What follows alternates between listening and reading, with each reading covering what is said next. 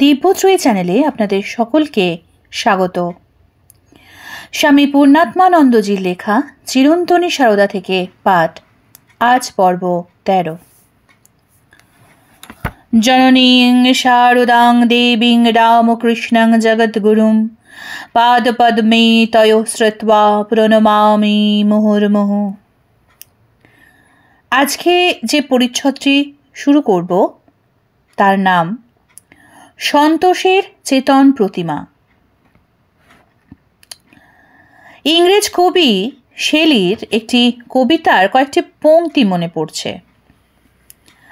That contained surpassing wealth, the sage in meditation found, and walked with inward glory crowned. Stages written in dejection near Naples. আহা, সেই সন্তোষের অধিকারী আমি যদি হতাম, যা সকল সম্পদ ঐশ্বর্যের চেয়েও মূল্যবান, ঋষি ধ্যানের গভীরে যা আস্বাদ করেন এবং যার গুণে তিনি অন্তরের জ্যোতিতে পূর্ণ হয়ে বিচরণ করেন। বিষাদের ক্ষণে মুহ্যমান কবি গভীর ব্যাকুলতায় চেয়েছিলেন জীবনের পরম মহার্ঘ সেই বস্তুটি, সন্তোষ। বস্তুত আমরা সবাই সন্তোষ খুঁজি, কিন্তু কোটির মধ্যে গুটি কয় মাত্রেরই সন্তোষ লাভের দুর্লভ সৌভাগ্য ঘটে থাকে।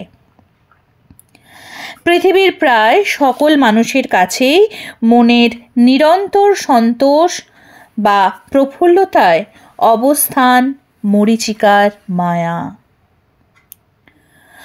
সন্তোষ বস্তুটি যথার্থ কি তার প্রকৃতি, কিভাবে মানুষ তা লাভ করে এবং লাভ করে মানুষের কি হয়, সে বিষয়ে হিন্দু শাস্ত্রাদিতে অনেক আলোকপাত করা হয়েছে। তা থেকে আমরা বুঝি যে মনের স্ফূর্তি বা প্রফুল্লতা বা প্রসন্নতার ভাব মানসিক সুস্বাস্থ্যের লক্ষণ। ব্যক্তি জীবনে, পরিবার জীবনে এবং কর্মজীবনে তা অনেক জটিল পরিস্থিতিকে সহজ করে দেয়। সুখের মুহূর্তে প্রসন্নতা স্বাভাবিক, কিন্তু দুঃখের মুহূর্তে কেমন করে তা বজায় থাকবে? থাকা কঠিন, তবে অসম্ভব নয়।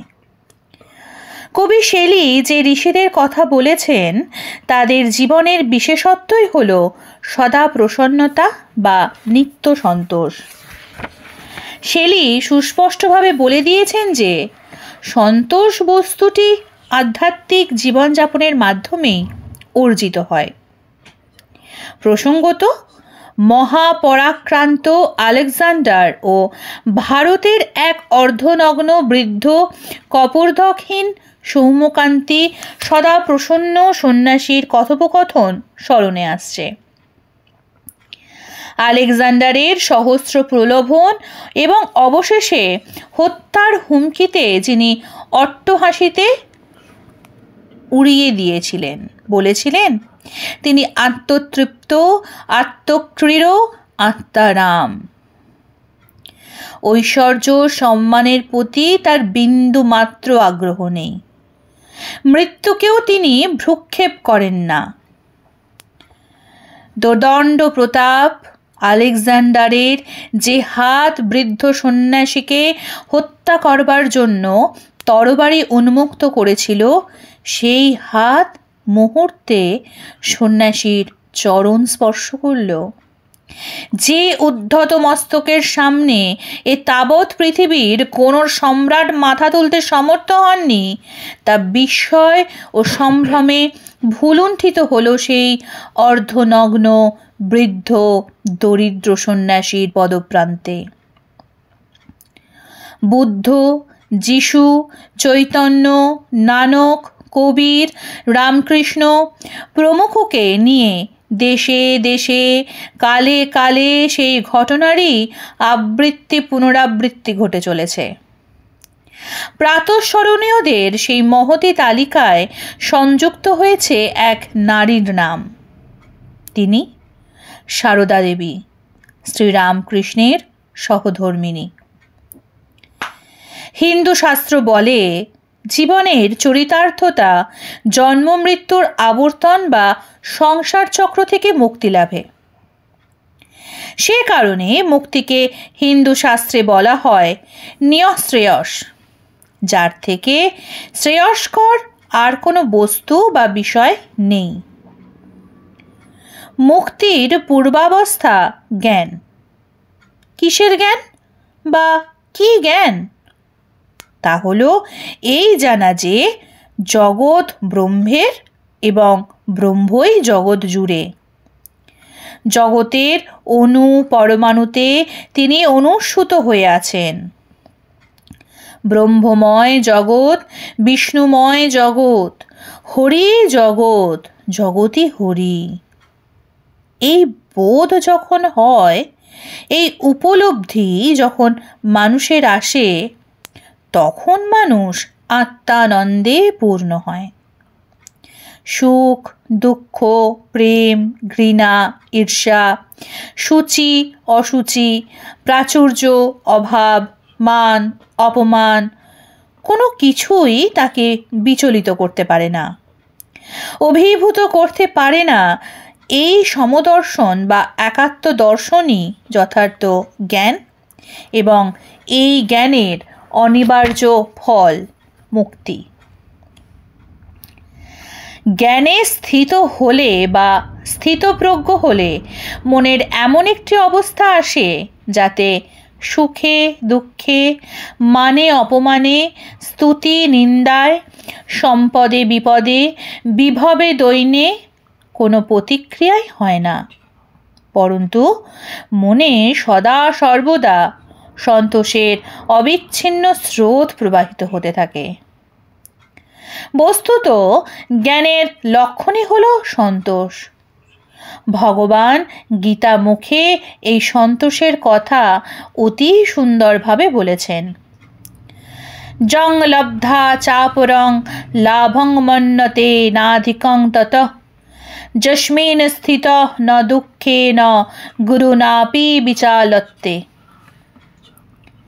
যা লাভ করলে অন্য কোনো লাভকেই ততোধিক বা অধিকতর কাম্য মনে হয় না এবং যাতে অবস্থিত হলে চরম দুঃখেও মন বিচলিত বা অভিভূত হয় না। আমাদের সকল শাস্ত্র সমস্বরে এই সন্তোষের মহিমা কীর্তন করে। মহর্ষি পতঞ্জলি আত্মসাক্ষাৎকারের ক্ষেত্রে সন্তোষ বা সৌমনসকে অত্যন্ত গুরুত্বপূর্ণ স্থান দিয়েছেন। পতঞ্জলি বলেছেন, সন্তোষাদনুত্তম সুখ লাভ। স্বামী বিবেকানন্দ এর অর্থ করেছেন, সন্তোষ থেকে পরম সুখ লাভ হয়। অনুত্তম কথাটির অর্থ যা অপেক্ষা উত্তম বা শ্রেষ্ঠ আর কিছু হতে পারে না। স্বামীজি যোগসূত্র আলোচনাকালে সন্তোষ প্রসঙ্গে বলেছেন, তুমি যে ধর্মপথে অগ্রসর হইতেছ তাহার প্রথম লক্ষণ এই যে তুমি বেশ প্রফুল্ল হইতেছ। বিষাদপূর্ণ ভাব অবশ্য অজীর্ণ রোগের ফল হইতে পারে, কিন্তু তাহা ধর্ম নয়। সুখই সত্যের স্বভাব সিদ্ধ ধর্ম। বিষণ্ণতা তমগুণের একটি লক্ষণ। বিষাদ মেঘাচ্ছন্ন মুখ লইয়া কি হইবে? উহা ভয়ঙ্কর। এইরূপ মেঘাচ্ছন্ন মুখ লইয়া বাহিরে যাইও না। কখনো এইরূপ হইলে দ্বার অর্গলবদ্ধ করিয়া সারাদিন ঘরে কাটাইয়া দাও। সমাজে সংসারে এই ব্যাধি সংক্রামিত করিবার তোমার কি অধিকার আছে? তৃষ্ণা ক্ষয় বা নির্বাসনা হলে মানুষ প্রকৃত সন্তোষের অধিকারী হয়। মানুষের মনে যে অতৃপ্তি তার মূলে আছে বিষয় বাসনা বা বিষয় তৃষ্ণা। বাসনা বা তৃষ্ণার যত ক্ষয় হয় মনে ততই তৃপ্তির সঞ্চার হয়। বাসনা নির্মূল হলে অর্থাৎ নির্বাসনা হলে নিরবিচ্ছিন্ন সন্তোষে বা অনুত্তম সুখে মন পরিপূর্ণ হয়ে যায়। পূর্বে উল্লিখিত পাতঞ্জল বচনের ব্যাসভাষ্যে একটি প্রাচীন উক্তি উদ্ধৃত করা হয়েছে। যচ্চ কামমোক্ষং লোকে যচ্চ দিব্যং মহৎ সুখম তৃষ্ণাক্ষয় সুখে শৈত্যে নার্হত ষোড়শিং কলাম। ইহলোকে কাম্য বস্তুর উপভোগজনিত যে সুখ অথবা স্বর্গীয় যে পরম সুখ তৃষ্ণাক্ষয় জনিত সুখের তা ষোড়শাংশের একাংশ নয়। সেই আনন্দ এমনই অবর্ণনীয় যে তার প্রকাশ করতে অসমর্থ হয়েছেন তৈত্তিরীয় উপনিষদের ঋষি। কিন্তু তৃষ্ণাক্ষয়জনিত আনন্দই যে মানুষকে পরম শান্তি দান করতে পারে এ বিষয়ে কোনো সন্দেহ নেই।